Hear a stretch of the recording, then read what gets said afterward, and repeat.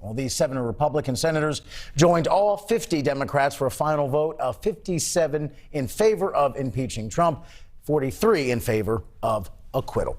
News Nation's Washington, D.C. correspondent Joe Khalil has more on this tonight from D.C. And Joe, obviously a chorus now beginning to rally around this push for a 9/11-esque style commission to investigate what happened last month.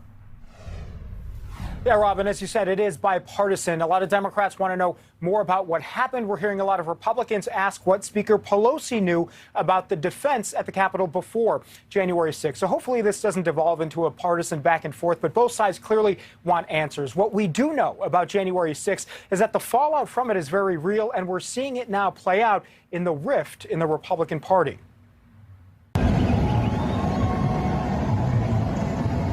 A crowd of supporters cheered Donald Trump in South Florida today as he drove by a President's Day rally, the first time the former president has appeared in public since the inauguration.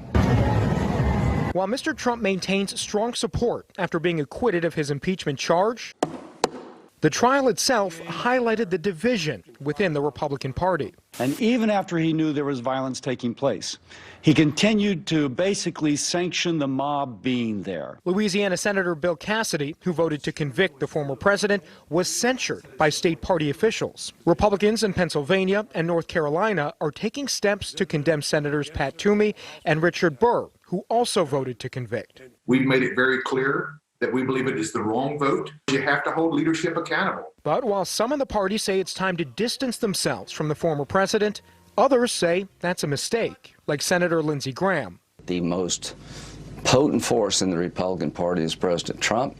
We need Trump plus. Former President Trump's actions preceded the riot were a disgraceful dereliction of duty. In his harsh condemnation of President Trump, Senate Minority Leader Mitch McConnell blamed him for the January 6th attack shortly after voting not guilty. President Trump is still liable for everything he did while he was in office as an ordinary citizen. Didn't get away with anything yet. A reference to legal action against Mr. Trump in the courts, not in Congress. If you committed a civil harm, you should be able to be sued even if you were president at the time. George Washington law professor Paul Schiff Berman says Mr. Trump faces potential legal trouble for calls Mr. Trump made to Georgia's Secretary of State to, quote, find him enough votes to win the state, and from New York for real estate and tax issues before his presidency. Serious investigations that could land the president or the Trump organization more generally in serious legal jeopardy.